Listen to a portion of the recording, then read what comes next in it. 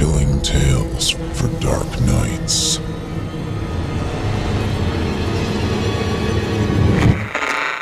Want to make sure you never miss a Chilling Tales for Dark Nights video again? Be sure to subscribe and hit that bell to turn on notifications.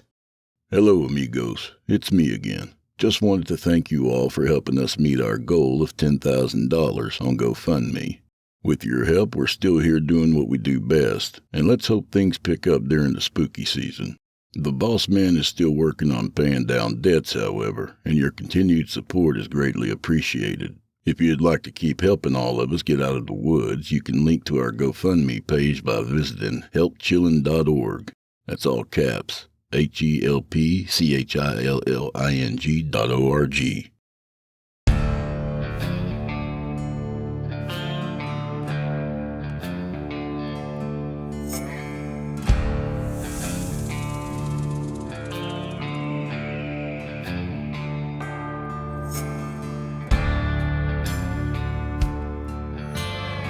Hey, welcome back, friends.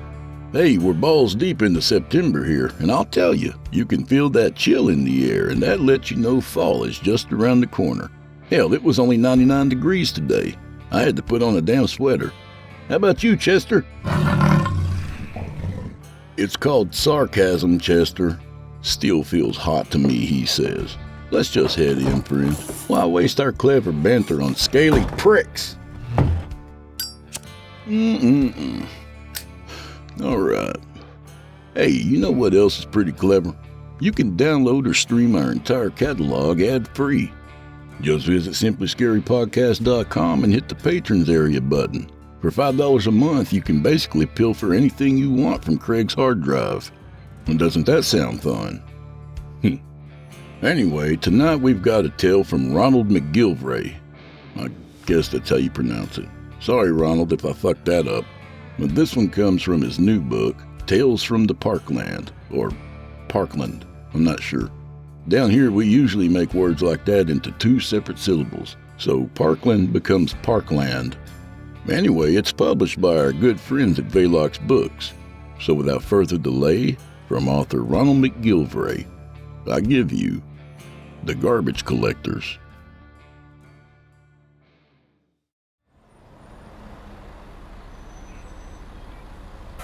The bus pulled up to my stop, so I got off and began my short walk home. The same neighbors who'd ignored me in the morning were all smiles and waves as I passed by. I waved back and smiled, but I didn't stop to chat. I'd commented to my wife a few days earlier how strange our neighbor seemed, but she told me it was all in my imagination. I crossed the street and couldn't help but stare at the house that I'd dreamt about the night before. Just thinking about it caused me to shudder. In front of the house sat a van crammed with boxes and small tables. More furniture was piled on its roof. It looked like they were moving. I thought back on my dream as if it might have been a premonition. No, they must have been planning to move beforehand. I was still thinking about the incident when I walked in my front door. Stephen, can you come in here, please? My wife, Sarah, called from the family room. What now? Patrick's upstairs crying and won't come out of his room. She had a worried look on her face and she was fidgeting with some framed pictures on a shelf. Never a good sign. What's the matter? Is he sick? No, something happened at school. I think some kids picked on him, but I can't get the whole story out of him. Was he hurt? No, I don't think it was anything physical. Can you try talking to him? She asked, looking more than desperate. Sure, I'll go up there right now. It'll be fine, I said, trying to assure her. I placed my briefcase against the wall and walked towards the stairs. As I passed my wife, I stopped for a second to kiss her. I got the smile I was looking for and headed up the stairs. I heard sobbing from the other side of Patrick's door. I knocked a few times before I finally let myself in. Patrick was lying on his bed, his head facing the wall. He looked up briefly, and I could see he'd been crying for a while.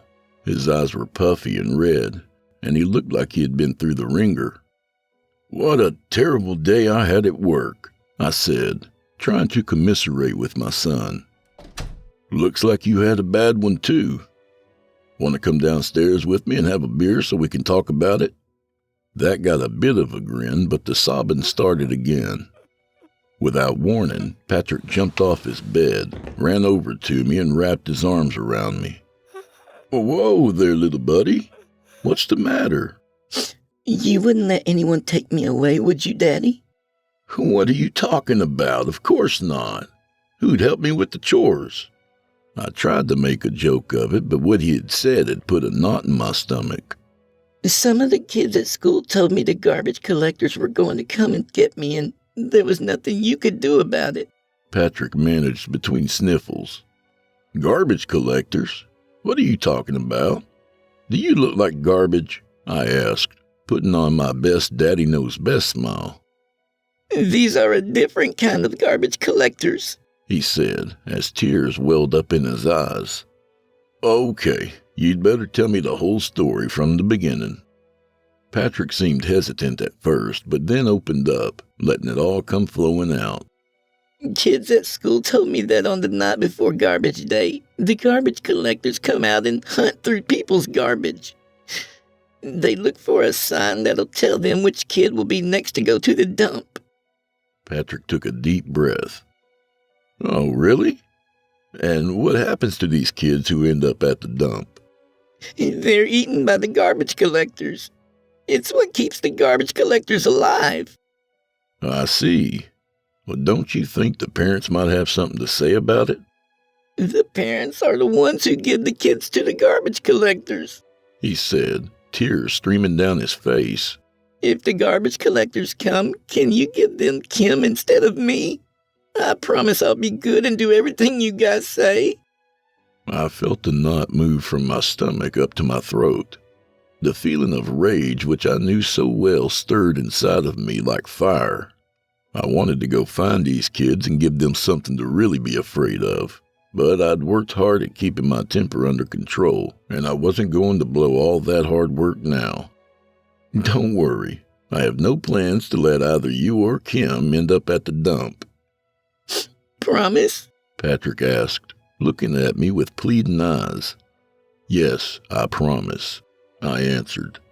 So are these kids sent away because they're bad? No. The families do it to save their other boy or girl. What if the family only has one child? I asked, not so innocently, hoping to poke holes in the story. No one does here. Everyone in town has 2 kids. Haven't you noticed? He stopped for a moment to catch his breath. Danny told me they only let you live here if you come with 2. What imagination kids have these days, I mused. Then I asked, why wouldn't the parents just pack up and leave if they found out about this? We can't leave. There's no way out of here, Patrick answered with all the conviction he could muster. Well, we came here from somewhere, didn't we? Yes. So if we came here from somewhere, we can always go back there, right? I suppose, he answered. There you have it. But they said people have tried to leave before and have always ended up coming back. That's just nonsense. In fact, I just saw the people about 8 houses down all packed and ready to move. Where do you think they're going? That's the Donnellys. They have to give up their son tonight. The other kids tell you that? Yes, Patrick answered. Well, if these kids know so much, did they tell you what these garbage collectors look like? They're like shadows. They're all black and hate the light. And they have big glowing eyes, he answered, tears once again welling up in his eyes. I felt a cold sweat form on my back as I recalled the strange dream I'd had last night. I'd been looking out one of the bedroom windows when I noticed what I thought was just a shadow across the road. But hadn't the shadow looked like it had been going through the garbage? Then out of the corner of my eye, I noticed another black figure glide across the street to join it. I'd watched them as they inspected the neighbor's garbage, unaware someone was watching them. Suddenly, one of them had turned to face me, and I tripped over myself, landing on my ass. I'd slowly picked myself up and looked back out the window towards where the dark figures had been, but they were gone. Several crows pecked away at the garbage instead. As I turned away, a movement had caught my eye, and when I turned back, a dark figure sat crouched on my garage roof, staring directly at me. I had woken up drenched in sweat and immediately went to check on the kids. I thought about the dream for a moment until an idea popped into my head. Go get your shoes and your sister. We're going for a drive. I'll get Mom. Where are we going? Patrick asked between sniffles. I'm going to prove to you that we can drive out of this town any time we want. A sudden look of relief washed over my son's face as he hurried into his closet to grab his shoes, calling out for Kim at the same time. I went back downstairs. What's going on? Sarah asked. How's Patrick? I think he'll be all right, I told her. Some kids told him a story and it had him spooked, so we're going to go for a ride in the car to make him feel better. Sarah looked at me strangely but grabbed her purse as Kim came down the stairs with Patrick right behind her. Okay, are we ready? Where are we going? Kim asked. We're going out for dinner to a restaurant this evening. Which restaurant? The first restaurant we come to outside the city limits. I'm going to prove something to your brother. Let me guess. He told you we can't get out of here, right? Her comment stopped me cold, and I looked at her in surprise.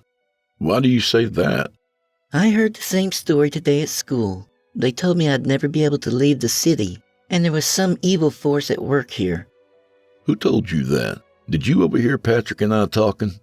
No, I didn't hear you guys talking. Some losers in my class told me. There's a group of them who think they know it all, but they're nothing but brainless hicks. Well, I'd have to agree with your description of the locals so far, I laughed. Stephen! Sarah cautioned me. It's true, honey. The neighbors haven't exactly been welcoming. Maybe we should give them the benefit of the doubt? She suggested. Sure, whatever. I'm just venting. Okay, enough of this, Sarah said. Let's get going. I can't remember the last time your father offered to take us out, so we better get going before he changes his mind. Everyone laughed as we headed out the door and piled into the car. I put the key into the ignition and started it up. So far, so good, I said with a big grin. Just drive, the three of them said in unison. I backed the car out of the driveway and followed the tree-lined street to the first stop sign and turned right. I followed the winding road until we came to a major intersection. Sarah spotted the sign to the highway first and pointed it out. I made a quick couple of lane changes until finally we were on the highway. Here we are then. Well on our way and no problems so far, I said, more to Patrick than anyone else. So tell me, Kim, what else did you hear about this place? I asked as I pulled into the far right lane and settled in for the ride. It's just a bunch of nonsense, she replied. Humor me. Fine, she answered, exasperated. Alice and Krimble said there are things living in or around the garbage dump. I can't remember which. Go on, I prodded. Anyway, supposedly the dump is on some old forgotten burial site. The things buried there feed off the life force of children, she said, as she rolled her eyes. And do you believe the story? Of course not, duh. See, Patrick, your sister doesn't believe the story. Patrick didn't say a word, but continued to stare out of the window at the passing trees. The car was silent as we continued to drive down the highway. The sun was still bright in the sky, even though it was closing in on 7 o'clock. The sound of the wheels on the road gave off a hypnotic hum. I looked over at Sarah, and she seemed to be daydreaming. I took a peek in the rearview mirror and saw Kim sitting with her usual scowl. Patrick, though, seemed to be studying the outside landscape for something I couldn't fathom. Seeing this little trip wasn't helping my son the way I had planned, I decided to strike the conversation back up. How do these things manage to find the children they want? Well, supposedly they go through the garbage at night and look for personal items. That's how they decide who they're going to pick. Going to pick? I asked. Yeah, when they find the item they're looking for, they leave a mark or something, letting the family know they've been chosen to give up one of their children. I see, I said with a smirk, looking at Sarah, who didn't seem to find any of this amusing. What if the family only has one child? And that's the only thing that spooked me. It seems everyone at school has either a brother or sister, and there doesn't seem to be any families with just one kid around here. Once again, the car became silent. Shouldn't we have reached an exit ramp by now? Sarah asked, breaking the silence. Not sure, I answered. I got caught up in the story and wasn't keeping an eye out. Well, it's starting to get late and the kids are probably hungry. Let's find the place soon, okay? Sure, no problem. Once we cross the city limit, there's a restaurant on the other side of the highway. I remember seeing it when we first arrived. Who would you pick? Asked Patrick out of the blue. What? Sarah and I said at the same time. Who would you pick? You know, if they came to our house and left their mark. It's just a story, I answered, beginning to feel exasperated. But just for fun, if you had to choose, which one of us would you send away? The one who asked too many stupid questions. Stephen! Sarah scolded. Daddy didn't mean that. He was just trying to be funny. Well, I'm serious. Patrick said. I want to know. Which one of us would you pick? Yeah, Dad. Which one of us would you send to the monsters? Kim piped in. Now they're monsters, eh? I thought they were garbage collectors. Funny, Dad. Kim said without a smile. Look, you two, it's just a story. But for the sake of an argument, if it was true, I would refuse to give either of you up. Supposedly you don't have a choice, Patrick said. One of the kids in my class told me a family tried that once and barricaded themselves in their house. And what happened? I asked, keeping an eye on the road. The neighbors made the choice. They broke down the door and took one of the kids to the dump themselves. Is that what you heard, Kim? Yeah, Dad. She said. It's just a stupid story, right? Of course, Pumpkin. You know something, Stephen? Sarah said. I know we've only been here for around a week, but now that I think about it, everyone I've met so far has 2 kids. Not you two. Don't you find it strange? You're not helping the matter here, hon. Have you seen any signs for an exit yet? No, I haven't. She answered. The sun's already starting to set and we should have hit the city limits a long time ago. Maybe we missed it when we were all talking, I suggested, trying to sound optimistic. Patrick? Sarah asked suddenly. What happens to the child who's left behind? Sarah!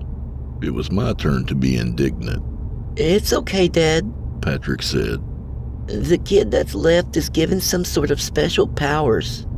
And what is this special power? I asked, no longer hiding the fact I was getting tired of all this nonsense. They wouldn't tell me, Patrick answered. What about you, Kim? I tried again. Same thing. They wouldn't tell me, but they said it was worth it. And the family goes away to a wonderful place. A wonderful place, eh? I muttered, tapping the steering wheel in agitation. Yeah, to make room for a new family, Kim added. That's why you never see a family with only one kid. Jesus, Stephen, step on the gas and get us out of here. This whole thing is starting to freak me out, Sarah pleaded.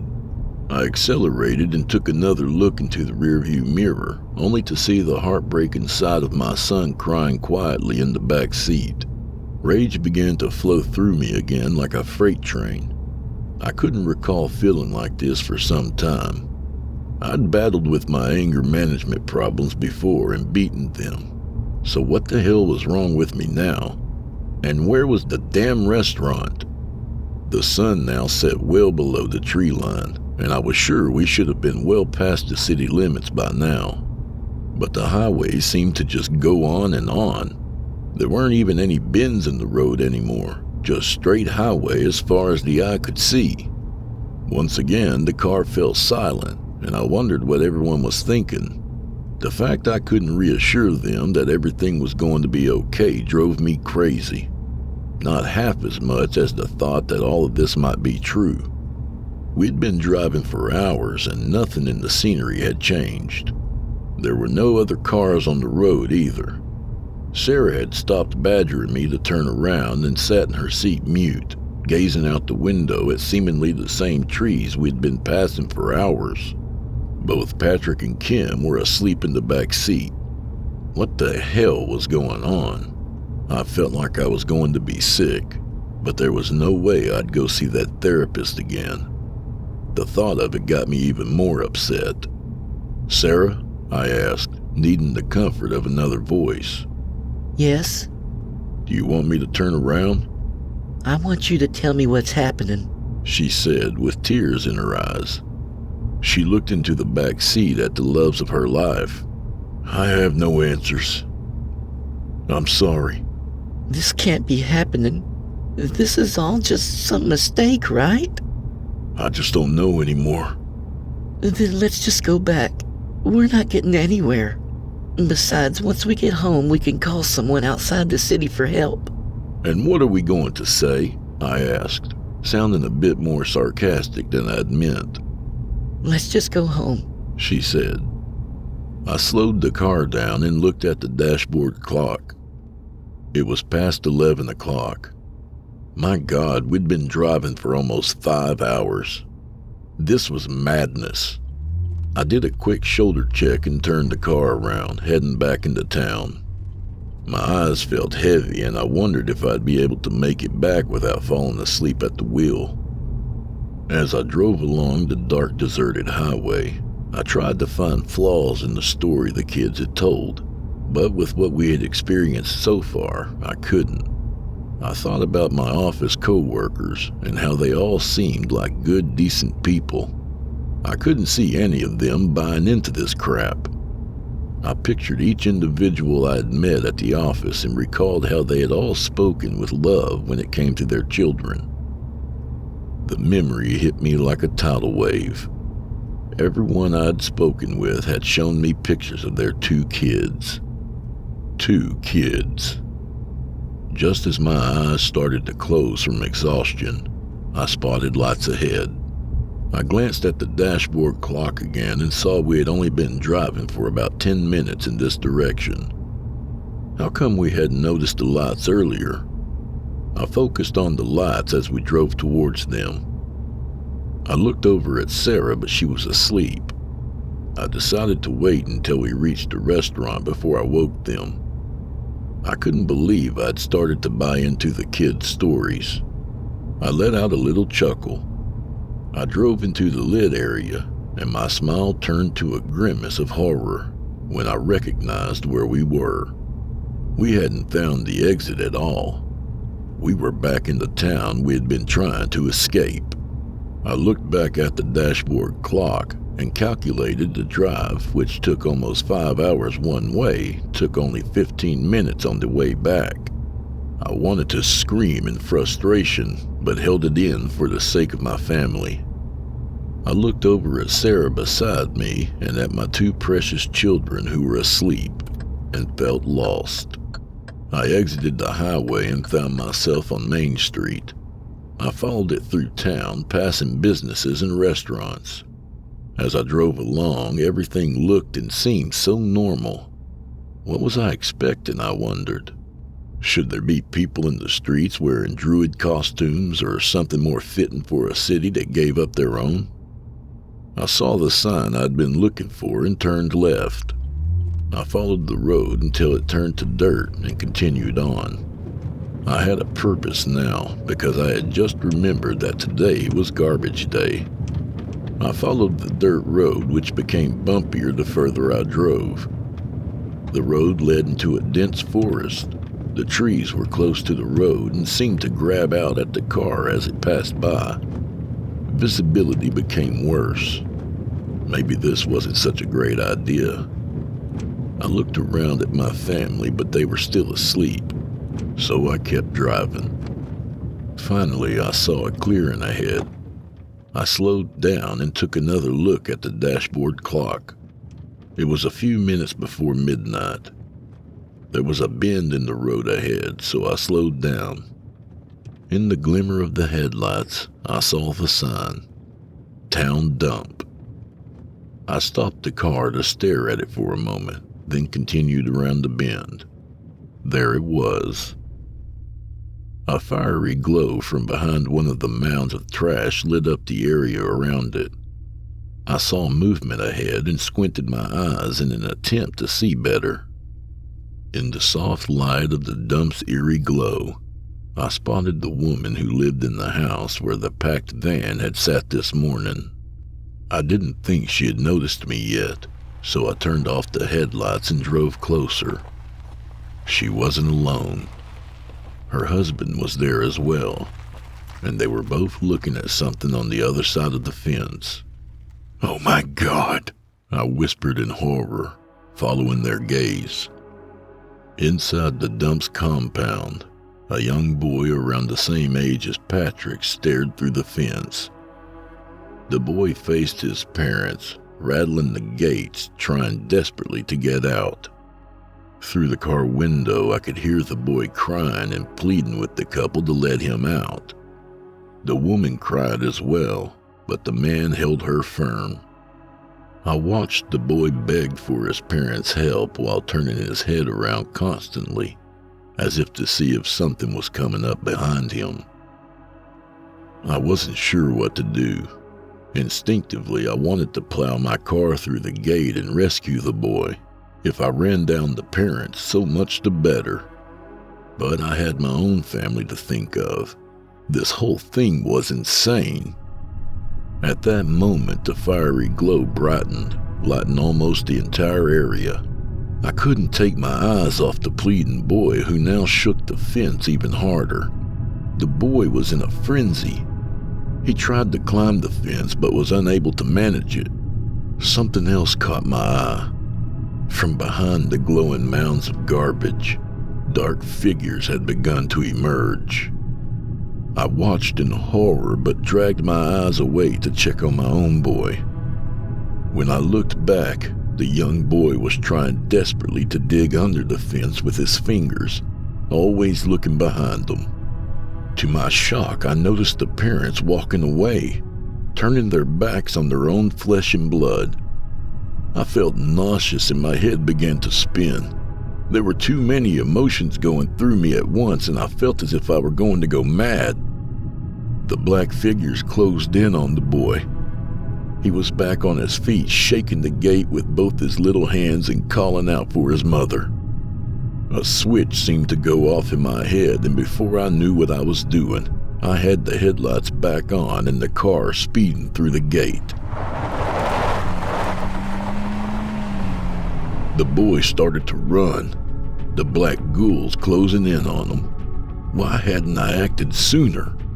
I continued to drive faster towards the gate at a good ramming speed.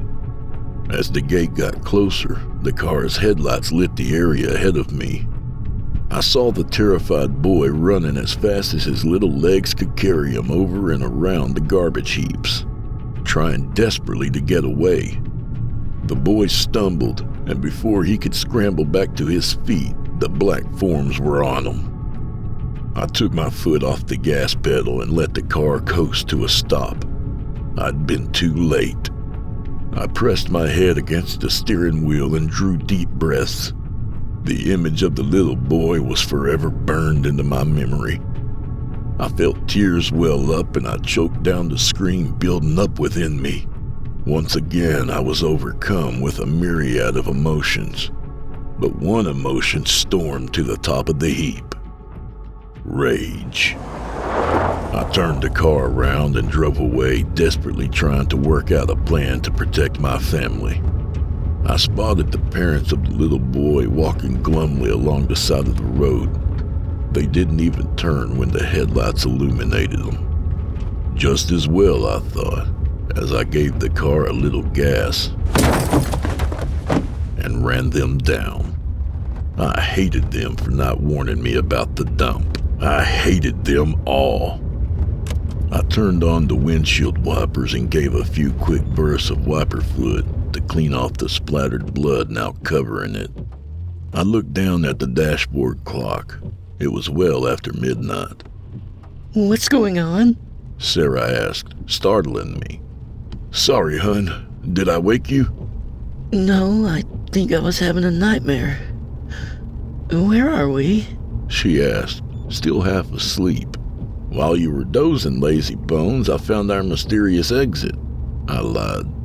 We must have passed it while we were telling our ghost stories. Everything's fine. I tried desperately to gain control of the rage I'd let loose. Why do you have the windshield wipers on? She asked. Did it rain? No, we hit an animal. It ran out from the woods and I didn't see it in time. Are we almost home? She asked as if she hadn't heard my last statement. Yep. I just wanted to go check out the dump first. The dump? She repeated, still half asleep. Yeah, it's just a dump. Nothing unusual there. I just had to see it for myself. And you found the city limit and the exit we were looking for? She asked hopefully. Yes, and we can come and go from the city anytime we want, just like I said. That was all the reassurance she needed as she fell back into her interrupted sleep. I drove home and parked in the driveway. I nudged Sarah awake and then woke up the kids and got them safely into their beds. I guess I still owe you guys a dinner, I said with a smirk as we walked into the bedroom. Don't worry, I'll remind you, she said, smiling back at me. She kissed me on the cheek. Are you coming to bed? In a bit. I just want to check out the front of the car and clean whatever blood's still on there. Don't want to freak out the kids tomorrow morning. Okay, don't stay up too late. Sarah got into bed. Won't be long before you have to get up again. I'll be up soon. I walked over to the bed and gave her a soft kiss on the lips. What's that for? Just for being the best wife a guy could have.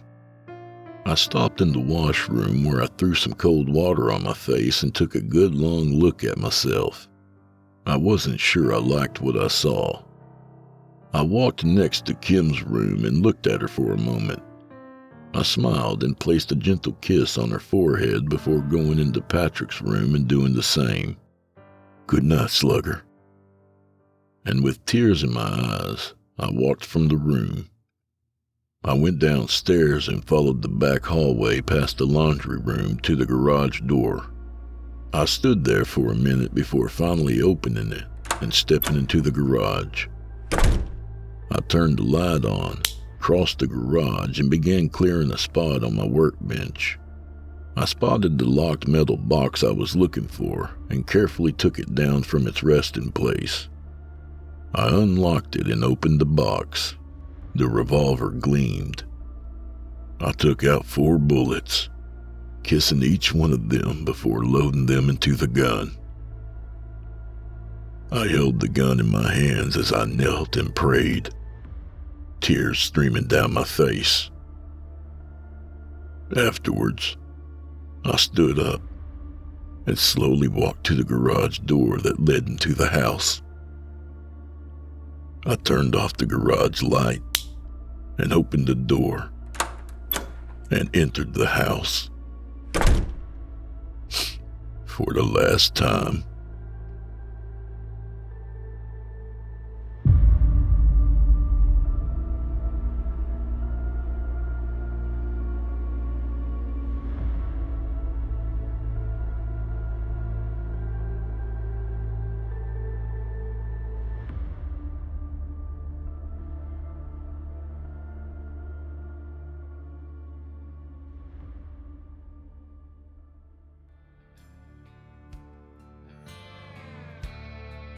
And that was The Garbage Collectors by Ronald McGillvray.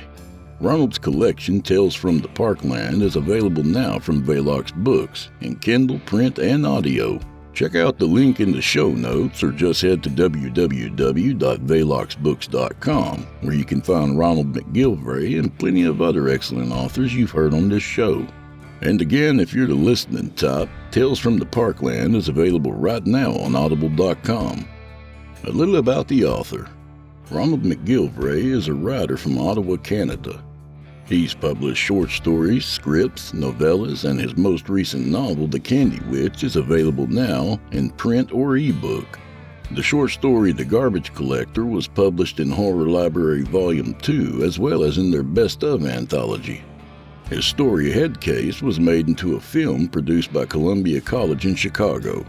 His film script, Magic Man, was optioned by Hyde Park Media, and his stage play, The Line, was chosen as part of the reading series by the St. John Theater Company. Thanks, Ronald, and a special thanks to Velox Books. And do old Drew Blood a favor, would you? Subscribe to his podcast wherever you do your listening and leave him a 5-star review and a kind word, even if you're listening on YouTube. He needs soldiers on all fronts to win this battle, and he appreciates it. To hear a premium ad-free edition of tonight's and all the other episodes, visit simplyscarypodcast.com today and click Patrons in the upper menu. You'll find yourself at chillintalesfordarknights.com, where you can become a patron for as little as $5 per month and get access to their entire audio archive, all ad-free and available to download or stream. Thank you for your time and for supporting our sponsors. When you support our sponsors, you support this show.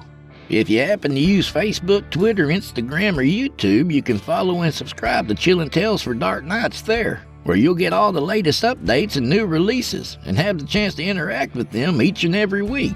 Oh, and you can find Drew Blood on Facebook and Instagram, and sometimes Twitter. The Drew Blood's Dark Tales podcast is accepting submissions, friend. If you've got a story or two you'd like to be featured on the show, send it to drewbloodhorror@gmail.com. If selected, you'll get the full treatment, 10 bananas.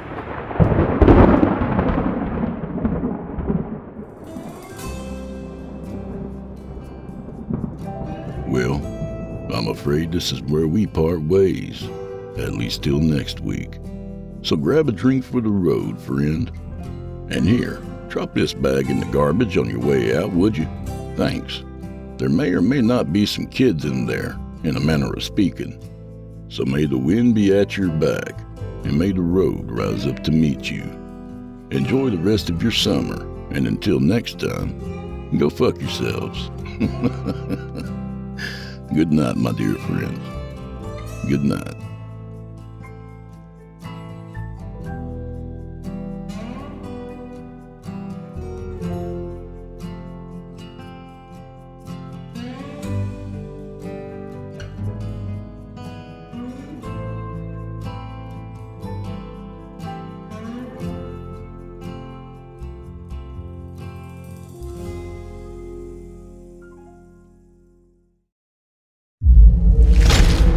Chilling Tales for Dark Nights.